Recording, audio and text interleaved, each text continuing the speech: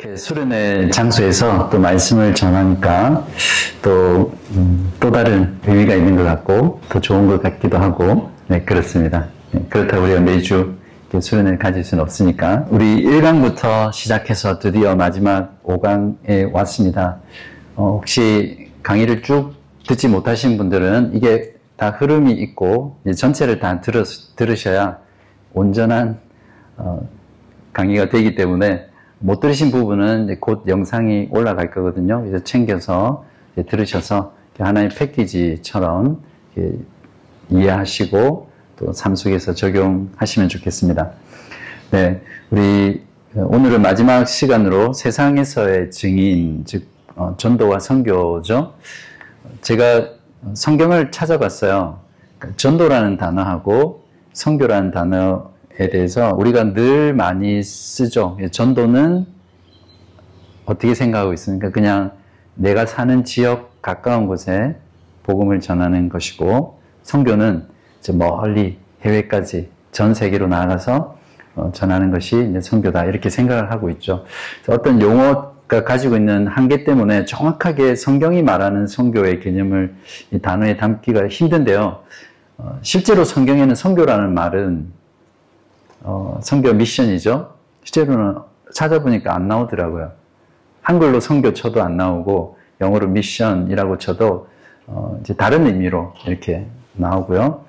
오히려 전도라는 단어가 그 preaching으로 다 번역되어 있거든요. 한글 성경에는 전도가 다 preaching으로 또는 proclaim 뭐 이런 것들로 번역이 되어 있는데 이 단어는 정말 많습니다. 구약 성경에도 있고 또 신약 성경에도 있습니다. 신약 성경에 특별히 많죠. 그래서 엄밀히 말하면 복음 전도라는 말을 써야 하지만 우리 개념 속에는 전도는 항상 지역적인 것에 머물러 있기 때문에 선교라는 말을 그대로 쓰겠습니다. 그러나 이 선교라는 의미는 내 주변의 지역이든 또 인터스테이트든 또 멀리 오지까지 땅끝까지 가서 복음을 전하는 것도 실제로는 전도예요. 그 단어상의 의미로 치면 즉 예수 그리스도에 관한 그 메시지를 선포하고 가르치고 전하는 것, 이것들이 다 전도라는 것에 포함됩니다. 그래서 선교라고 할 땐 여러분 전도다 이렇게 오늘 이해하시고 말씀을 드리면 좋겠습니다. 우리 첫 번째 부분 우리 계속 했었는데 한번 같이 읽어볼까요? 우리 구약의 하나님은 이 부분을 같이 읽도록 하겠습니다. 구약의 하나님은 선교의 하나님이시고 복음서의 그리스도는 선교의 그리스도이시며 사도행전의 성령은 선교의 성령이시다. 네. 이 순서대로 오늘 말씀을 전할 건데요. 기독교의 전도와 선교 사역이 반드시 필요하다는 것을 부정하는 신자나 또 교회는 없습니다. 선교 없는 기독교는 더 이상 기독교가 아니죠. 그죠? 또 선교하지 않는 교회는 교회라고 할 수가 없습니다. 왜 그러냐면 기독교라는 것은 예수 그리스도를 증거하는 신앙이기 때문에 그렇습니다. 그러니까 오직 예수 그리스도를 통해서만 구원을 받을 수 있고요. 또 예수 그리스도 그분이 죽으시고 부활하시고 하나님 우편에 앉아 계셔서 온 우주의 주권자로 통치자로 등극하셨기 때문에 세상 모든 민족은 모든 사람은 그 왕께 경배해야 마땅한 거죠. 그래서 그 경배할 수 있는 존재로 만들기 위해서 우리가 예수 그리스도를 증거하는 것입니다. 이것이 기독교가 선교하는 종교다. 선교하는 교회다. 이렇게 표현을 할 수 있는 겁니다. 그래서 오늘 주제는 특별히 기독교 선교가 다 동의를 하지만 왜 선교해야 되는가 그런 부분에서 특별히 하나님의 본질 또 하나님의 성품의 뿌리를 내리고 있다는 것을 근거로 해서 여러분에게 선교가 그냥 옵션, 초이스가 아니라 우리가 존재하는 이유이고 또 반드시 해야 되는 사명이다라는 것들을 좀 마음속에 깊이 각인하는 그런 시간이 됐으면 좋겠습니다. 성경 전체는 하나님께서 선교적인 그 뜻을 가지고 이 선교적 사명을 완성하기 위해서 교회를 창조하십니다. 선교적 교회를 창조하시는 것이죠. 그래서 그 교회를 통해서 하나님의 이 선교의 마음, 선교의 계획을 실행하고 완성하는 그런 것이 이제 성경 전체의 내용이죠. 그래서 성경 전체를 5부분으로 나누려고 하거든요. 첫 번째는 구약 성경에서 우주의 창조자이신 성부 하나님이 가지고 계신 선교의 마음. 그 다음에 복음서에서 예수 그리스도께서 구원자 또는 구속자, 이제 성자 하나님으로서 선교에 대해 가지고 있는 부분. 그리고 세 번째는 복음서 다음에 사도행전 나오죠. 사도행전은 성령 행전이다 이렇게 많이 부르는데 그만큼 성령께서 어떻게 사도행전을 통해서 선교의 성령인가를 말씀드리고요. 네 번째는 그렇게 해서 탄생한 신약의 교회는 선교하는 교회, 서신서에 나오는 교회들은 선교하는 교회다라는 것 말씀드리고 마지막으로 요한계시록은 만물의 종말에서 그 선교가 완성되는 그 모습들을 보여주거든요. 그래서 이렇게 구약, 복음서, 사도행전, 서신서, 요한계시록 이렇게 성경을 5부분으로 나누어서 하나님의 성품과 그 본질에 이 선교의 뿌리가 있다. 이런 것들을 좀 깊이 말씀을 통해서 이해하기를 간절히 바랍니다. 자, 우리 첫 번째, 구약의 하나님은 선교의 하나님이십니다. 어떤 사람들은 구약의 하나님을 단지 이스라엘의 하나님만으로 이제 생각하는 사람들이 많죠. 결코 그렇지 않습니다. 구약의 하나님은 이스라엘만의 하나님이 아니라 모든 민족, 세상 모든 열방을 위한 하나님이다라는 것을 우리가 깊이 새겨야 합니다. 네, 우리 창세기 12장 1절에서 3절 우리 성경 봉독 본문이었는데요. 거기 보시면 2절에 보시면 내가 너로 큰 민족을 이루고 내게 복을 주어 내 이름을 창대하게 하리니 너는 복이 될지라. 너를 축복하는 자에게는 내가 복을 내리고 너를 저주하는 자에게는 내가 저주하리니 땅의 모든 족속이 너로 말미암아 복을 얻을 것이라 하신지라. 그러니까 하나님께서는 한 사람 아브라함을 택해서 그냥 이스라엘 민족을 선교하기 위한 것이 아니라 그 한 사람을 통해서 열방이 다 죽게 돌아오도록 하나님께서 택하신 거죠. 그러니까 아브라함의 개인적인 인생을 보면 그는 이삭 한 명 낳고 죽었습니다. 그러니까 하나님이 약속하신 이 놀라운 비전을 그의 생전에는 이루지 못했어요. 그러니까 이 하나님의 약속은 결국 언제 이루어집니까? 예수 그리스도를 통해서 그분의 복음의 선포를 통해서 온 인류가, 온 민족이 이제 구원을 받는 이 하나님이 약속하신 이 복을 받는 그런 것에서 이제 성취가 되죠. 분명한 건 구약의 하나님은 어떤 이스라엘만 또 아니면 야곱의 족속들만의 하나님이 아니라 모든 민족을 구원하기 위한, 선교하기 위한 하나님이시다라는 것을 우리가 잘 기억해야 합니다. 우리가 수련회 때 계속 강의 중에 반복돼서 나오지만 우리가 믿는 하나님, 우리가 섬기는 하나님은 결코 우리 교회 안에만 갇힌 하나님이 아니세요. 그리스도인들만의 하나님이 아니세요. 그분은 세상의 모든 역사를 주관하시고 하나님의 뜻과 계획과 작정대로 변함없이 이끌고 가시는 창조의 하나님, 역사의 하나님, 만물의 하나님이시다. 이걸 우리가 특별히 이번 수련회 기간 동안 좀 확실하게 다지고 가시면 좋겠습니다. 그래서 구약의 하나님은 선교의 하나님이시다. 두 번째는 복음서의 그리스도는 선교의 그리스도이십니다. 굳이 제가 왜 그런지 설명을 하지 않더라도 여러분은 동의하실 거예요. 그죠? 우리 주님이 이 땅에 오신 것은 이제 복음을 전하기 위해서 오셨는데 예수님은 자신의 죽음과 부활 그리고 성령의 선물을 통해서 구원이 모든 사람들에게 흘러갈 것이라는 것을 미리 말씀하셨어요. 마태복음 1장에 보시면 제일 먼저 그 족보가 나오는데 누구부터 시작합니까? 아브라함부터 시작합니다. 그리고 어디서 끝나죠? 예수 그리스도에게서 끝납니다. 즉 하나님이 모든 민족을 창대케 하고 복주기 위해서 택한 그 아브라함이 그리스도에게서 그 복이 성취될 것이라는 것을 마태는 의도적으로 그렇게 족보를 기록하고 있습니다. 아브라함부터 다윗 그리고 예수 그리스도에게까지. 그러니까 신약 성경은 첫 장을 탁 열면서부터 벌써 그리스도는 성교의 그리스도라는 것을 우리들에게 보여줍니다. 우리 마태복음 성경 봉독 본문이죠. 28장 18절에서 20절에도 부활하신 주님이 제자들, 그 제자들은 교회라고 생각하시면 됩니다.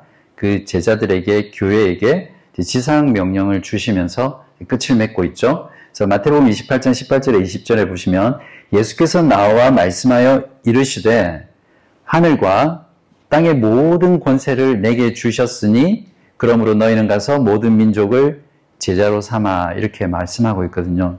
그러니까 예수님이 직접 자신의 그 우주적인 주권을 주장하고 있습니다. 즉 하늘과 땅이라는 것은 모든 우주 만물을 가리키는 거거든요. 그래서 하늘과 땅을 하나님 아버지께서 나에게 주셨으니 그러니까 너희들 교회는 가서 모든 민족을 제자로 삼으라고 이 선교적 명령을 주시는 겁니다. 그렇기 때문에 주님께서 우주적인 주권을 가지고 하나님의 교회, 자신의 몸된 교회에게 주신 사명이기 때문에 이 복음서의 그리스도는 선교의 그리스도로 마친다고 우리가 분명하게 확신할 수 있습니다. 세 번째는 사도행전의 성령은 선교의 성령이시다라는 부분인데요. 요한복음 7장 37절에서 39절에 보시면 많은 분들이 좋아하시는 성경 말씀인데요. 요한복음 7장 37, 제가 읽어보겠습니다. 명절 끝날 곧 큰 날에 예수께서 서서 외쳐 이르시되 누구든지 목마르거든 내게로 와서 마시라. 나를 믿는 자는 성경의 이름과 같이 그 배에서 생수의 강이 흘러나오리라 하시니 이는 그를 믿는 자들이 받을 성령을 가리켜 말씀하신 것이라. 예수님은 성령을 말씀할 때 예수 믿는 자와 교회로부터 흘러나와서 메마른 영적인 사막인 그 척박한 곳을 성령의 그 생수로 적실 것이라는 것을 미리 가르쳐 주셨습니다. 즉 성령의 역할은 그냥 단순히 믿는 자 안에 머무는 것이 아니라 그 믿는 자에게서 나와서 교회에게서 흘러나와서 세상에 영적으로 죽어있는 그 메마른 사막, 광야와 같은 것을 생명으로 적시는 선교의 성령이라는 것을 예수님께서는 먼저 가르쳐 주셨습니다. 예수님의 이 약속이 언제 성취됩니까? 오순절 성령 강림 사건으로 성취가 되죠. 그래서 사도행전 1장 4절에서 5절에 보시면 사도와 함께 모이사 그들에게 분부하여 이르시되 예루살렘을 떠나지 말고 내게서 들은 바 아버지께서 약속하신 것을 기다리라. 성령을 기다리라는 말씀이죠. 요한은 물로 세례를 베풀었으나 너희는 몇 날이 못되어 성령으로 세례를 받으리라 하셨느니라. 사도행전 1장 8 조금 내려오시면 오직 성령이 너희에게 임하시면 너희가 권능을 받고 예루살렘과 온 유대와 사마리아와 땅끝까지 이르러 내 증인이 되리라 이렇게 말씀합니다. 이 말씀을 보시면 그러니까 성령이 너희에게 임하시면 어떤 일이 일어납니까? 내 증인이 되리라 그렇게 말씀하고 있거든요. 그래서 다음 기회가 되면 성령이 무엇인가, 성령의 사역은 무엇인가 이런 것들을 하겠지만 성령의 가장 중요한 사역은 바로 그리스도께서 성취하신 그 구원의 복음, 구속을 열방 가운데 증거하는 것입니다. 그래서 우리가 성령 충만, 성령 받았다 이런 말씀 많이 하죠. 성령 충만의 확실한 증거가 뭐냐면 뭐라고 생각하세요? 방언하시는 거? 예언하는 거? 어떤 신령한 은사를 갖는 거? 아닙니다. 성경은 성령을 받고 그러니까 예수 믿는 자는 예수를 믿을 때 성령 세례를 받습니다. 성령 세례는 어떤 교회들이 가르치는 것처럼 예수 믿을 때 한 번 받고 시간이 지나서 어떤 시점에서 세례를 받는 두 번의 세례가 있는 것이 아니라 정통적인 그 신앙에서는 예수를 믿을 때 성령을 받습니다. 그게 이제 성령 세례라고 하는 거고 예수님께서 말씀하시는 너희가 요한은 물로 세례를 주었지만 나는 성령으로 세례를 준다 이렇게 말씀하신 의미거든요. 그래서 성령을 받고 성령 충만하게 되면 가장 확실한 증거가 이미 힌트를 다 드렸어요. 증인이 되는 겁니다. 사도행전을 보십시오. 다 성령의 충만함을 받으면서 나타난 가장 두드러진 현상이 뭐냐면 예수 그리스도의 복음을 증거하는 것으로 나타났어요. 그래서 저와 여러분이 성령 충만하다라는 것을 어떻게 알 수 있느냐면 여러분의 개인적인 삶이든 교회적인 삶에서 이 복음을 증거하는 것, 그리스도의 증인으로 사는 모습이 부족하다면 성령으로 충만하지 못한 상태입니다. 반드시 성령 충만은 그리스도의 증인된 모습으로 나타납니다. 그럴 수밖에 없어요.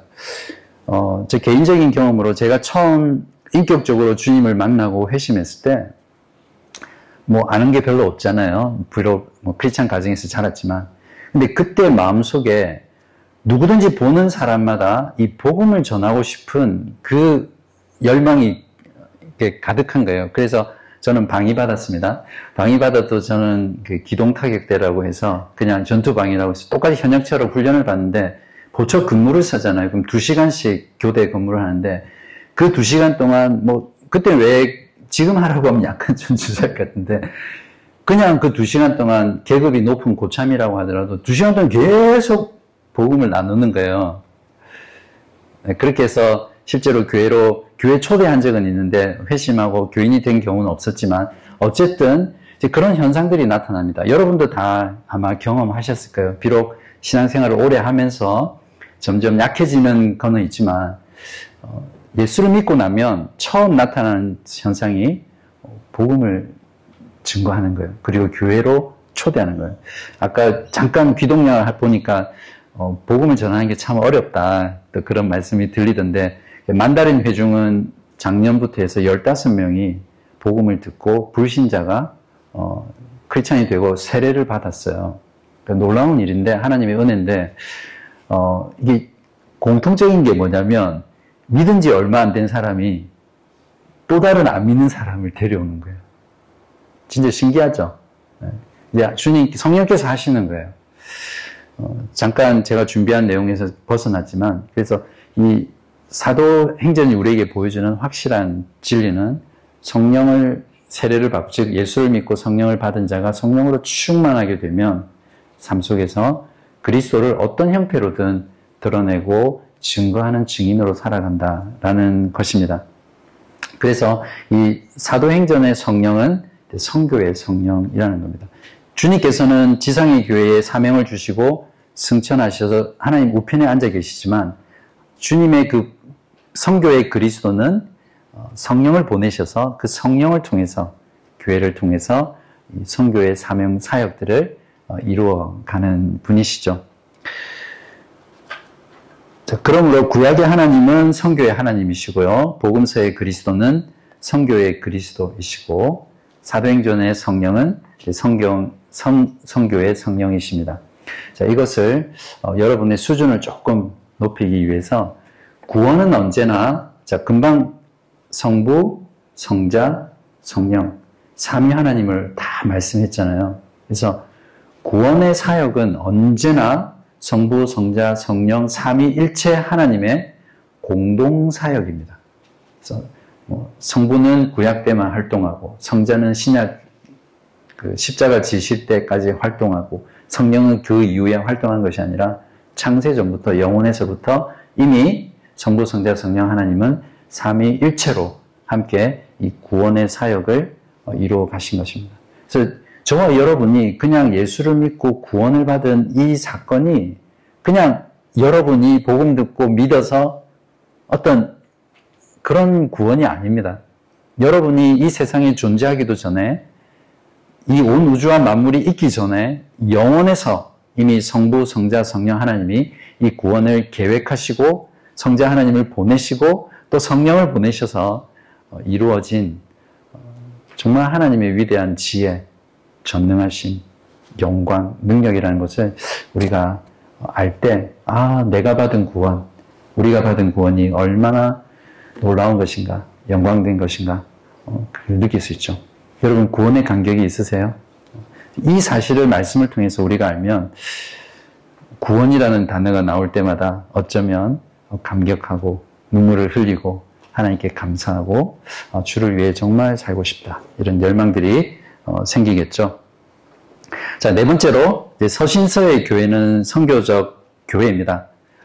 간단하게 말씀드리면 성령을 통해서 선교적 교회가 이루어지고 그 교회는 서신서에 보면 모두가 복음을 증거하는 것이 그 교회의 사명이라는 것이 잘 나타나 있습니다. 그러니까 성령을 통해서 탄생한 신약의 교회는 선교적 교회라는 것이 서신서에 잘 나와 있습니다. 특별히 예를 하나 들면 사도행전 11장 19절에서 21절에 스데반의 일로 말미암아 환란이 일어나죠. 그래서 유대인들이 디아스포라라고 해서 그 당시 전 세계로 다 흩어집니다. 이집트, 또 소아시아, 또 로마, 또 그리스, 마케도니아 이런 데로 다 흩어지거든요. 그것조차도 하나님의 섭리였고 하나님의 역사였는데 아무튼 그들이 흩어져서 유대인들에게만 복음을 전했어요. 그런데 안디옥까지 그 복음이 이르렀는데 그때 그 중에 구브로와 구레네 몇 사람이 헬라인, 즉 그리스 사람들에게도 복음을 전하게 된 겁니다. 그러니까 이방인에게도 복음을 전하면서 거기에 최초의 이방인 교회, 안디옥 교회가 생기고요. 사도 바울은 3차 복음 전도 여행을 떠날 때마다, 선교 여행을 떠날 때마다 이 안디옥 교회가 복음의 교두보가 됩니다. 센터가 돼서 떠났다가 다시 돌아와서 보고하고, 떠났다가 다시 와서 보고하고, 떠났다가 다시 와서 보고하는 그런 이방인 선교, 전 세계 선교의 어떤 그 전초 기지가 되는 그 이방인 교회가 안디옥 교회를 통해서 형성이 됩니다. 그래서 교회 역사 속에서 참된 교회는 언제나 이렇게 선교하는 교회였습니다. 그래서 미셔널 처치라고 해서요. 그래서 선교는 교회의 본질이고 존재의 이유이고 또 하나님께서 우리에게 주신 사명이라는 것을 우리가 잘 기억하면 좋겠습니다. 우리 다섯 번째로 요한계시록은 선교적 완성입니다. 즉 그 선교의 최종 그림을 우리들에게 미리 보여주시는 겁니다. 자, 우리가 살아가는 세상을 보면 또 특히 신앙생활을 하다 보면 참된 교회, 참된 하나님의 백성들이 참 작다 이런 생각 해보지 않으셨어요? 세상은 정말 악해져 가고 점점 더 하나님을 대적하고 하나님 없다 그러고 그런 세상에서 여러분이 신앙생활 할 때 직장생활만 해도 아마 그럴 거예요. 성경적인 가치관으로 살아가려고 할 때 내가 참 소수구나 그런 생각하지 않으세요? 그죠? 그렇게 드는 생각이 사실은 당연합니다. 예수님께서도 마태복음 7장에서 생명으로 인도하는 문은 좁고 길이 협착해서 찾는 자가 적다고 말씀하셨어요. 그 넓은 문은 인기 있는 문이죠. 많은 사람들이 그리로 갑니다. 우리 어제 말씀 나눌 때 하나님께서는 우리를 고난으로 부르셨다. 왜냐하면 예수님께서 우리를 위해서 고난 당하셨기 때문에. 근데 세상 사람들 고난 당하는 거 좋아하는 사람이 있습니까? 없습니다. 당신은 고난으로 부름받았다 이러면 무슨 소리 하냐고 핍박받죠. 그래서 생명으로 인도하는 문은 좁고 인기가 없고 많은 사람들이 가지 않습니다. 세상의 문, 교회 안에서도 복음 중에서도 물탄 복음 있죠. 예, 그 복음을 이렇게 포장을 하는 거예요. 세상 사람들의 마음의 구미에 맞게 고객 만족을 위해서. 그런 복음은 사람들이 많이 갑니다. 모든 대형교회가 그렇지는 않습니다. 또 좋은 대형교회도 있다고 생각하는데 제가 어느 날인가 그런 고민이 드는 거예요. 이게 대체로 하나님의 말씀을 정말 신실하게 바르게 선포하는 교회는 큰 교회가 별로 없어요. 하나님의 말씀을 바르게 전하고 가르치고 그렇게 교회를 운영하는 교회는 성장을 많이는 안 하는 거예요. 근데 대형 교회들 보면 죄송하지만 지금 한국에서 일어나는 그런 기독교들의 모습을 보면 저는 그렇게 생각합니다. 왜 많은 사람들이 저렇게 많이 몰리는가? 그 과정에서 제가 이단들에 대한 지금 한국 교회에서 PD수첩이니 뭐든 해서 이단들이 많이 나오잖아요. 기독교의 아류들. 최근에 보니까 신천지뿐만 아니라 혹시 류광수 다락방이라는 거 들어보셨어요? MBC PD수첩에서 대대적으로 고발했는데 그 류광수 총재라는 사람이 얼마나 성적으로 타락한 자인지 몰라요. 저는 대학생 때부터 알았거든요. 그 단체가 이단이라는 거. 근데 워낙 세가 크니까 정통에서도 인정을 해주는 거예요.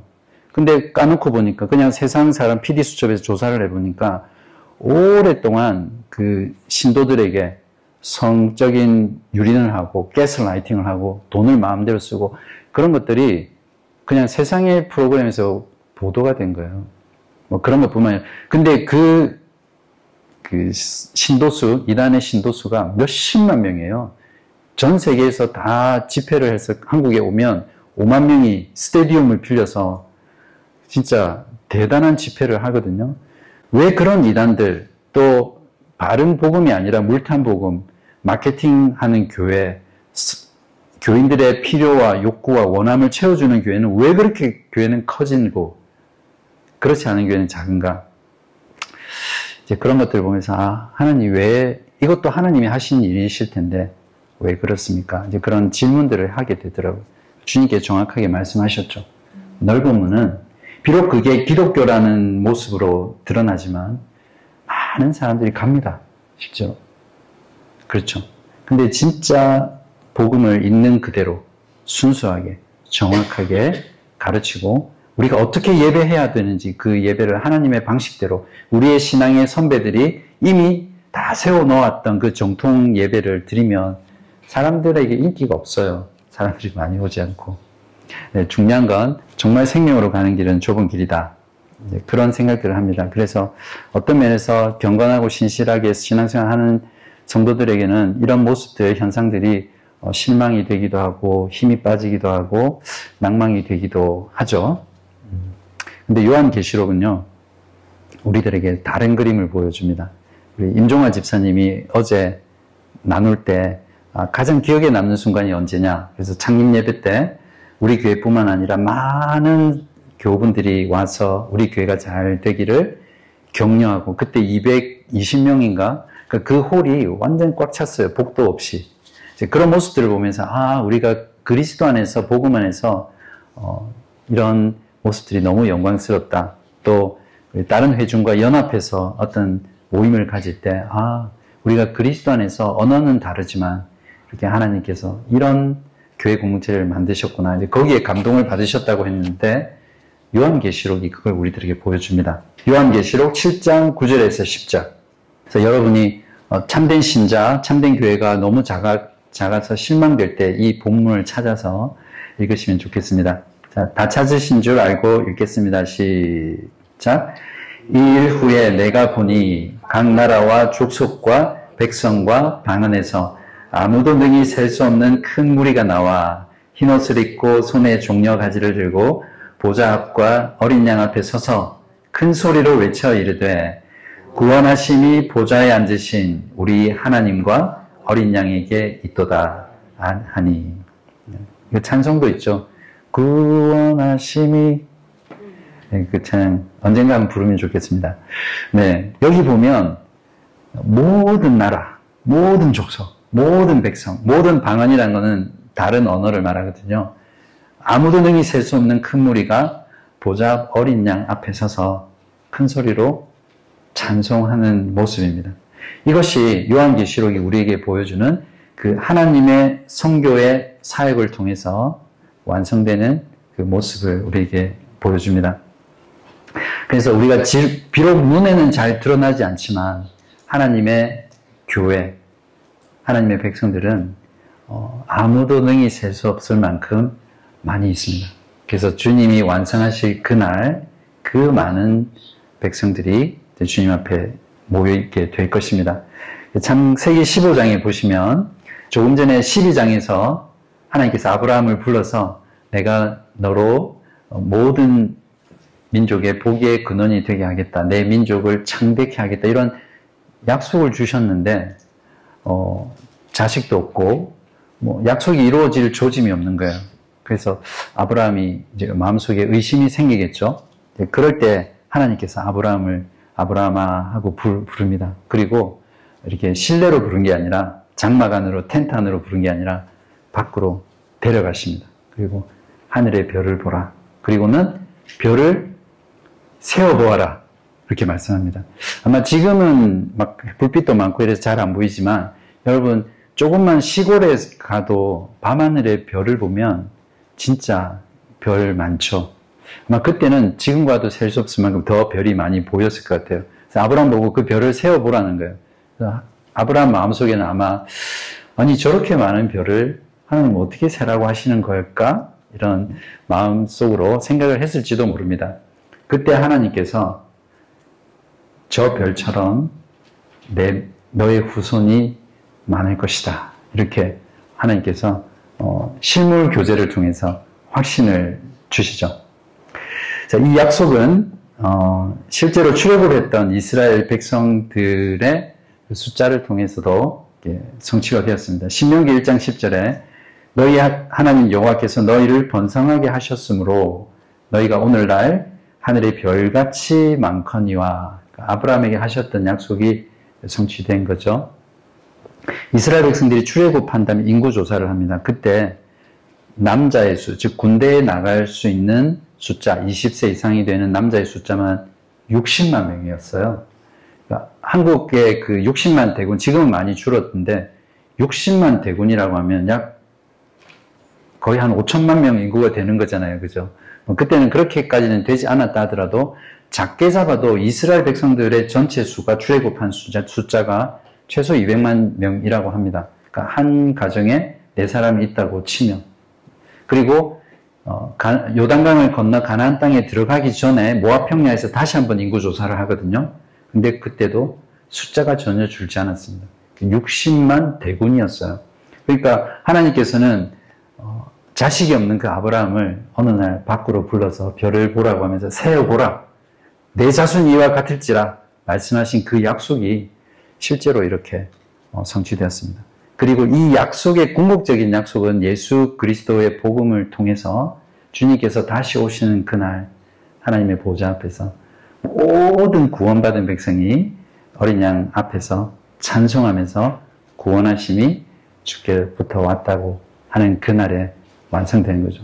그러니까 우리는 요한계시록을 보면서 그 약속의 최종 성취가 어떤 건지 하나님께서 성교의 하나님, 성교의 그리스도, 성교의 성령께서 어떻게 종말에 그 성교를 완성하시는지를 분명한 그림으로 우리가 알 수 있습니다. 요한계시록은 마지막에 어떤 묵시록처럼 무서운 장이 아니라 결국 성경의 창세기에서 시작한 그 하나님의 약속이 완전히 성취되는 성취의 책이다. 그렇게 이해를 하시기를 바랍니다. 자, 지금까지 성경 전체의 하나님은 성교의 삼위 하나님, 성부, 성자, 성령 하나님, 그리고 성교의 교회라는 것을 보았습니다. 자, 이처럼 성경의 기독교는 성교의 기독교입니다. 교회가 성교를 중단할 때 교회는 더 이상 교회가 아니죠. 왜냐하면 성교는 하나님의 마음의 중심이기 때문에 교회의 중심이고요. 창세전에 영원부터 하나님은 바로 이 성교를 마음에 두시고 하나님을 경배하는, 하나님을 예배하는, 하나님과 교제하는 자기 백성을 만들기 위해서 천지창조를 하신 겁니다. 네, 그래서 교회는 증거하고 섬기기 위해 세상으로 보내진 하나님의 백성입니다. 어제 말씀드린 대로 교회는 세상 가운데로 진토에 들어가는 겁니다. 거기서 고유성을 잃어버리는 것이 아니라 그리스도의 복음을 그곳 가운데 증거하고 선포하는 책임을 가지고 있는 것이죠. 바른 교회가 세워진 목적과 비전이 가서 모든 민족을 제자로 삼는 겁니다. 특히 리드컴 지역에 거주하는 한인들에게 가서 그들을 제자 삼는 거예요. 그냥 단순히 전도지 나눠주고 교회 초대하고 복음을 공유하는 이것이 아니라 최종 목적은 제자 삼는 겁니다. 제자. 그러니까 주님께서 성경 말씀을 통해서 우리에게 분부하신 모든 것을 가르쳐서 지키게 하는 것까지가 우리 바른교회의 사명입니다. 그래서 이렇게 수련을 통해서 특별한 주제를 가지고 말씀을 전하고 또 주일 설교, 교리 공부 많은 것들을 통해서 계속해서 가르치는 이유가 그 말씀을 가르쳐 지켜서 제자로 삼기 위해서 하는 겁니다. 그 모든 것들이 우리의 비전입니다. 그냥 너무 좁게 그냥 전도지 또 이벤트 해서 이렇게 사람들 데려오고 키우는 이런 정도의 비전이 아니에요. 제자 삼는 거. 제자 삼는 거예요. 예수님을 따르는 그것이 우리의 비전입니다. 그래서 그 비전 가운데 우리가 전도하고 선교해야죠. 저희 교회도 만약에 전도하거나 선교하는 일, 또 제자 삼는 사역을 게을리하거나 하지 않는다면 더 이상 교회가 아닙니다. 제가 드리는 말씀이 아니라 성경을 기준으로, 하나님을 기준으로 교회가 아니겠죠. 한번 여러분의 삶을 한번 돌아보면 좋겠습니다. 나는 나의 삶의 영역에서 하나님의 마음을 따라, 그리스도의 마음을 따라, 성령의 마음을 따라 선교의 하나님, 그 마음을 가지고 복음을 증거하고 또 복음대로 살고 세상 사람들을 마음에 품으며 그들에게 주께로 돌아오도록 얼마나 여러분의 삶을 드리고 헌신하고 우선순위를 설정하면서 그렇게 살고 있는지, 그것이 여러분의 인생의 정말 중요한 목표인지 깊이 돌아보시기를 간절히 기도합니다. 혹시 저희 바른교회가 이제 1년이 됐기 때문에 좀 저희 교회를 방문하신 분들이 그런 말씀을 많이 하셨어요. 개척교회 같지 않고 모든 게 너무 세틀이 잘 돼 있다는 거예요. 아시겠지만 저희가 들어올 때 헌금을 가지고 프로젝트 아주 밝은 거, 불을 다 켜도 선명하게 보이는 그런 프로젝트, 그리고 우리 찬양팀도 찬양 인도를 너무 잘 하시죠? 말씀, 또 모든 게 시스템이 다 돼 있고 개척교회 같지 않다는 거예요. 그리고 저희들이 어제 우리 오원식 집사님이 감사의 말씀을 했지만 저희들이 그곳에서 예배 드릴 수 있도록 캔토니즈 회중이 비켜줬어요. 지금 우리보다 인원이 더 많아졌어요. 성장해가지고. 그래서 조금 불안한데 분발합시다.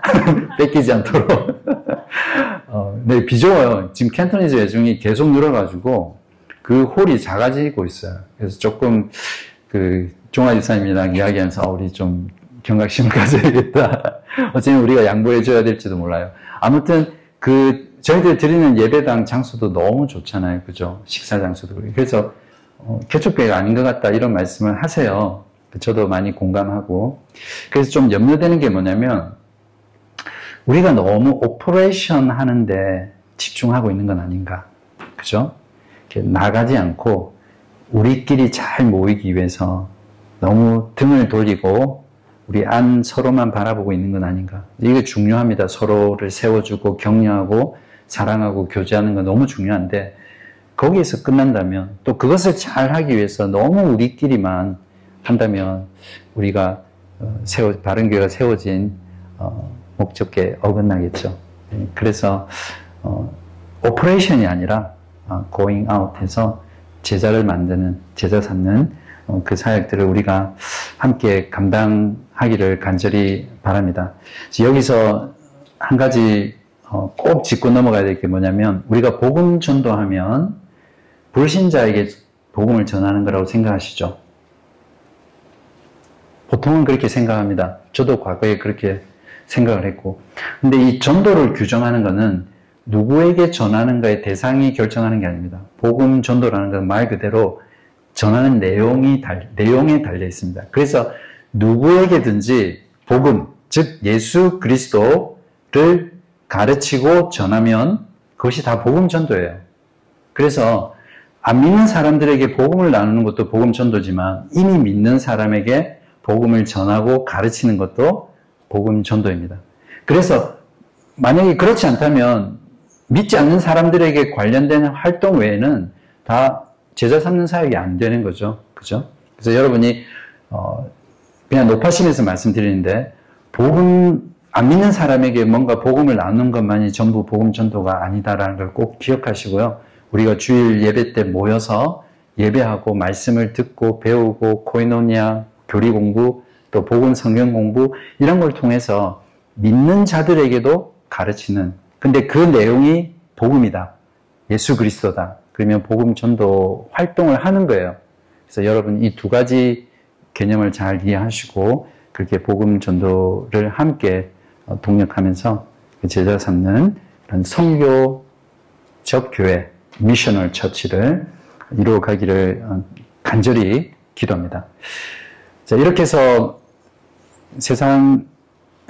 세상에서의 증인이라는 주제로 이제 선교에 대한 강의를 마치고요. 우리 수련회 우리 전주부터 했죠. 온전한 인격부터 온전한 네 바퀴로 가는 그리스도인은 첫 번째 온전한 인격.